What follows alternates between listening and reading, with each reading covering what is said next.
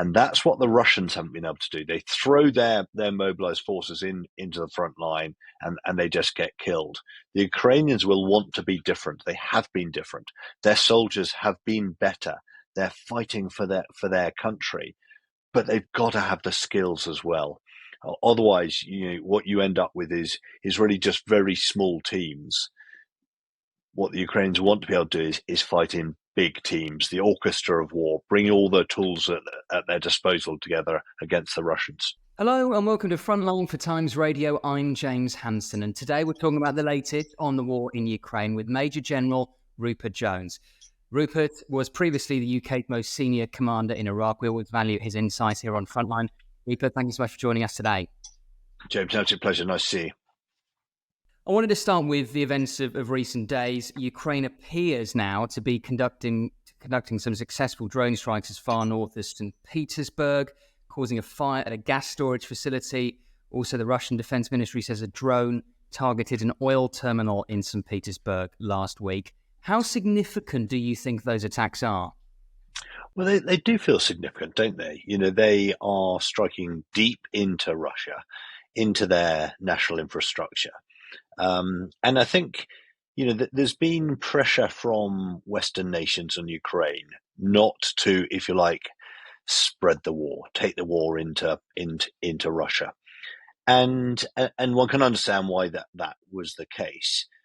But you can't expect Ukraine to fight the war with one hand tied behind their back, by which I mean Russia and Putin have been striking into the length and breadth of Ukraine, all targets on the table, civilian, infrastructure, military. And Ukraine has been pretty cautious in terms of how it struck back into Russia. But increasingly over recent months, we know they've fired drones deeper and deeper into Russia. And I think President Putin needs to know there's a price for this war. There's a price for the Russian people. There's a price for Russia itself. And so striking national infrastructure in this way is firstly, I think, entirely valid. Ukraine, I think, can point to the degree to which these gas and oil facilities are supporting the war. So they are credible, logistic military targets. And I think it sends a strong message to President Putin. So I think it is significant. And I suppose it's almost a mirror image of what we've been seeing the Russians doing for well over a year now, which is targeting Ukrainian energy infrastructure. I think that's absolutely right. We saw President Putin last year, didn't we, through the winter, really turn the tap on the Ukrainians, try and really make them pay a price through the winter, hit the infrastructure, make for a very cold and miserable winter. And as you say, in a way, the Ukrainians are turning their back on the Russians. Do we know how well Russia's air defences are coping with these attacks? Yeah, I mean, it's hard to tell, isn't it? It doesn't appear they're doing especially well. And one could argue it's quite difficult for them because they've Russia is vast. They've got a huge area to defend. And so, quite hard for them. In a way, Ukraine is on such a war footing now.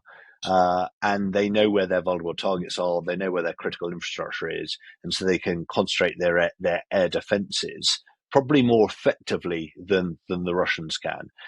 Every time there's an attack, the Russians will claim they shot down X many drones, and I'm sure that is probably right. But Putin won't be happy with the amount of attacks that are getting through. I would say the Ukrainian air defense is proving more effective as a percentage compared with the Russians. And does Ukraine have the supply of drones, and we'll come on to its supply issues more broadly in due course, but specifically on drones, does it have the supply of drones to sustain these attacks on Russian infrastructure?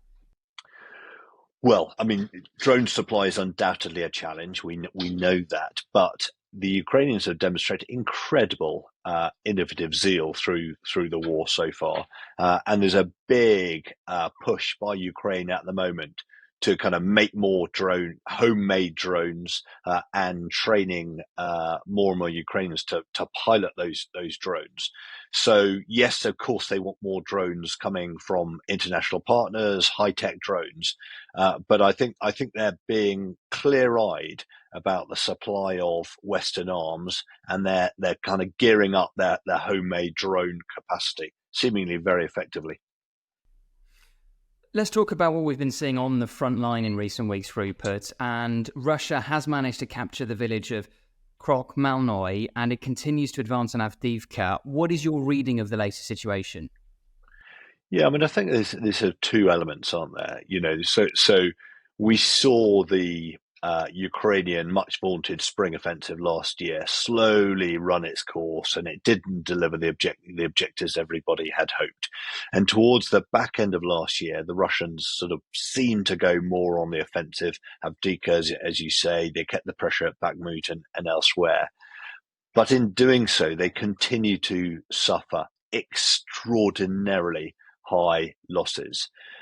But it does appear in recent weeks the Russians are keeping up the momentum. The level of attacks across the front by the Russians are on the increase in recent weeks, and that points to the transition, if you like, from late autumn into winter, where it goes from the wet, muddy ground into the proper hard, frozen ground. Muddy, very hard to fight in for armored vehicles. Once it gets properly frozen, armored vehicles can move much more readily, and so it feels as though the Russians are taking advantage of those changes in conditions.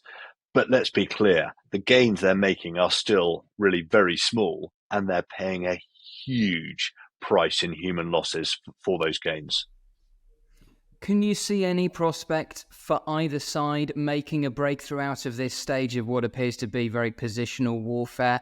There's hopes that maybe Ukraine can launch a counteroffensive, but that seems fanciful at the moment. Russia talking about launching new ground offensives. Is that realistic?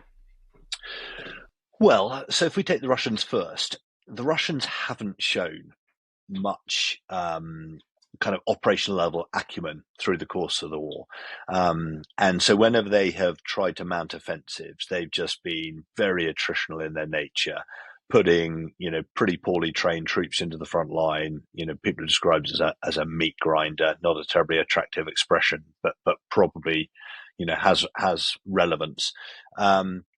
So I can see the Russians continuing to try and do that. Do I think the Russians have got some clever play in their back pocket? Maybe they do, but there's not much evidence of it, and they haven't done so hitherto.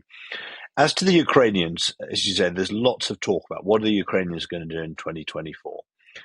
2023, as we've said already, didn't deliver the rewards that many had hoped.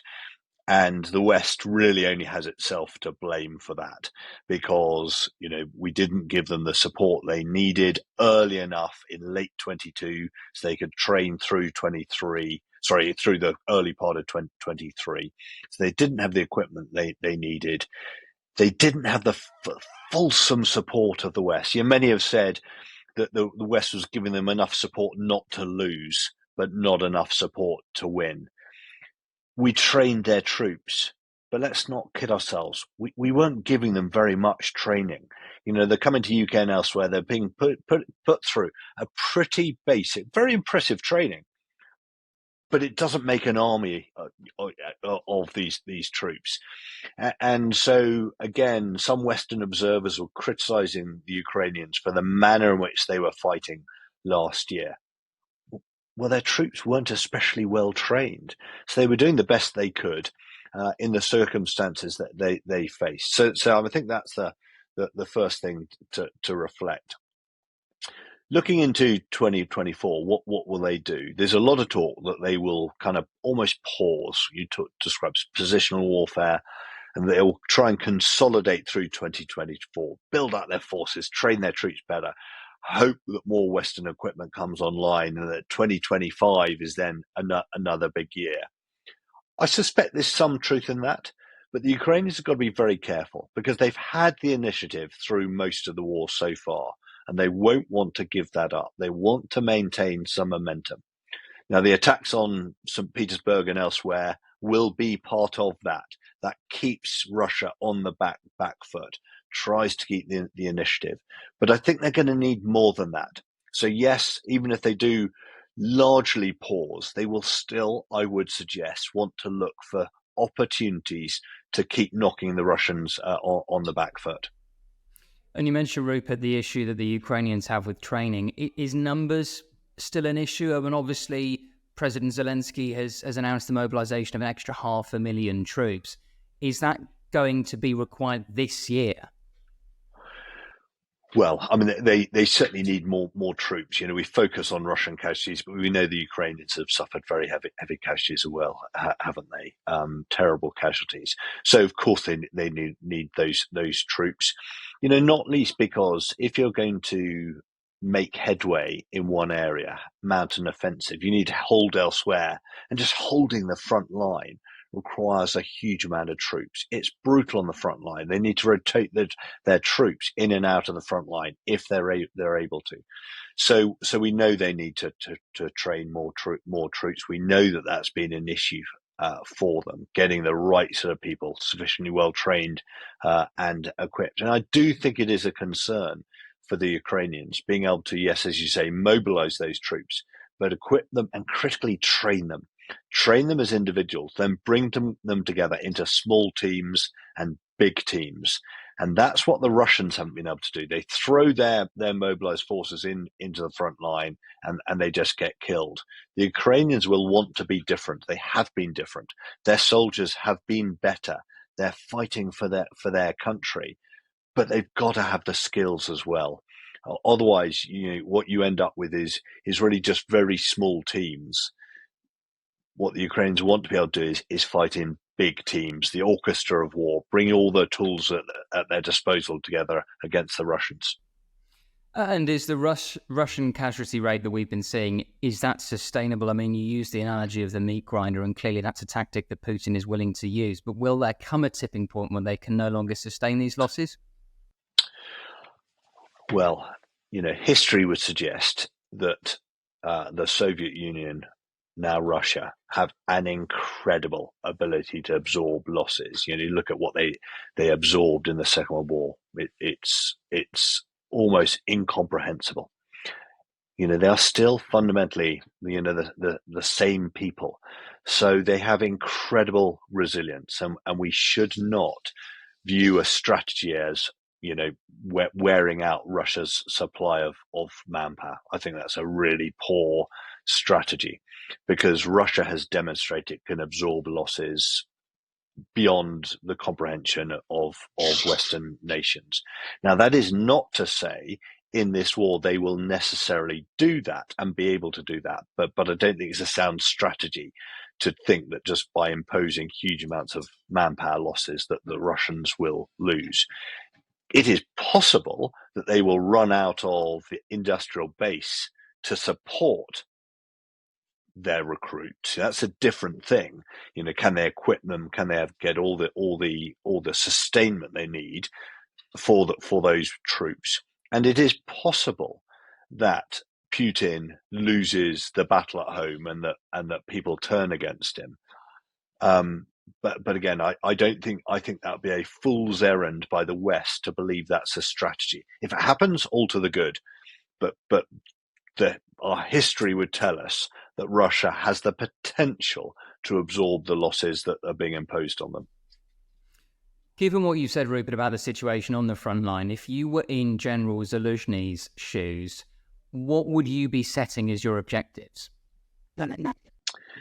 Yeah, I mean, I think really hard, and you know, I genuinely wouldn't want to second guess him. And the reason I say that is that, you know, generals, politicians have a huge amount of information that are simply not at our disposal, and I, as a commentator, am just not you know, I don't have that information anymore.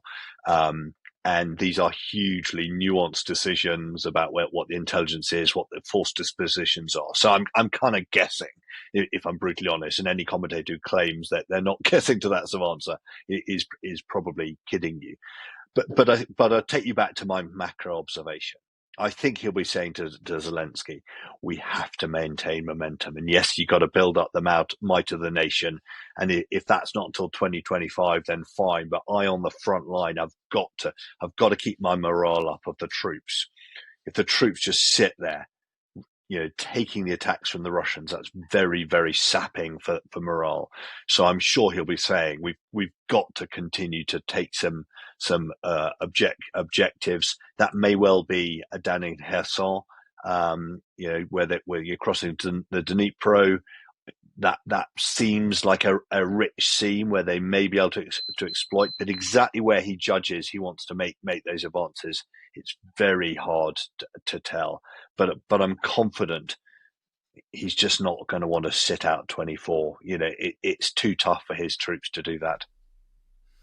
Is there almost a sense, Rupert, that the front line currently is not really Avdiivka or the Dnipro River, it's really US Congress, and that whilst we are waiting for further movement on increased military aid for Ukraine, the positional warfare on the front line, clearly it's not irrelevant. But in the grand scheme of things, what really matters now is whether the Western military support will continue.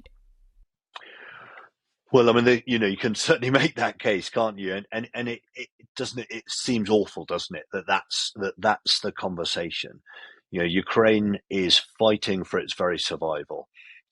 It's fighting on behalf of all of us. We should not be under any illusions that Ukraine is fighting for the rest of Europe, for NATO, for our approach to life, our standard of living is all on the line in the way Ukraine is fighting. And while their troops are fighting and dying, there are debates, arguments in Congress and in European capitals about continuing support. So it does feel like that. President Zelensky, I mean, I don't know what keeps him up at night, but I suspect the support of Congress is pretty high up that list. And were increased military aid to be approved, what equipment specifically do you think Ukraine needs at the moment? Well, I mean, I think they do need more air defence. That's a continuing challenge for them. I think they're doing incredibly well with the air defence that they've got.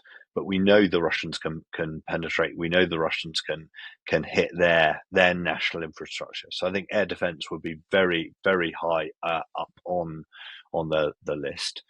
I think the other thing that they need at the moment is just munitions. And we know there's that NATO nations, we all have a frankly criminal shortage of munitions that taxpayers have taken, politicians have taken huge liberties with over recent years. And we militaries have known this and we've highlighted it. And politicians, they have to make tough judgments, but those judgments are coming home to roost. You've got to have the stockpiles for wars, and Western stockpiles were way too low. And they are trying to build them up, but they can't build them up fast enough. And because our stockpiles are so low, we can't give those munitions to the Ukrainians at the rate they need them. So our artillery ammunition would be right up the list as well. Along with the things we've discussed already, we've talked about drones. They need more armored vehicles. Still waiting for the F-16s to come online. The shopping list is long. If the Ukrainians are going to go from, as I said earlier, from preventing the Russians from defeating them into a position where they can rid Ukraine of Russians. And is there more that the West could be doing aside from increased military aid to help Ukraine? I mean, only last week I was speaking to the Ukrainian MP, Kira Rudik, who's the leader of the Holos party, and she was making the point that Russian weapons that have been captured by Ukrainian soldiers on the front line are still being found to have Western details in them. And she says, well, why can't we look again at sanctions? Why is that still happening? Are there other things that we could be doing aside from increased military aid that would actually support Ukraine on the front line? Yeah, I mean, I think that's a really, really good advantage, a good example. The global supply chain is so complex, and it kind of seems criminal, doesn't it? That there are, as you say, if you look at the full inventory of Russian weaponry, and the architecture that is supporting the war, there are Western fingerprints all over it. Whether it's computer companies, software companies, hardware. So I think there's a whole lot more that could be done. Sanctions have done so much, but could they do more? Certainly. I mean, I absolutely recognise that historically sanctions are very difficult to impose, and there tend to be ways around them. But it does feel pretty bizarre, doesn't it, that there are bits of the Western economy that are still benefiting from the war, selling into Russia, and assisting their war effort. Just finally, Rupert, to what extent do you think events over recent weeks and months in the Middle East have undermined Ukraine's war effort, in the sense that it's taken Western attention off the need to supply Ukraine? Yeah, I mean, I think to some degree, Western politicians, all politicians, have a finite capacity.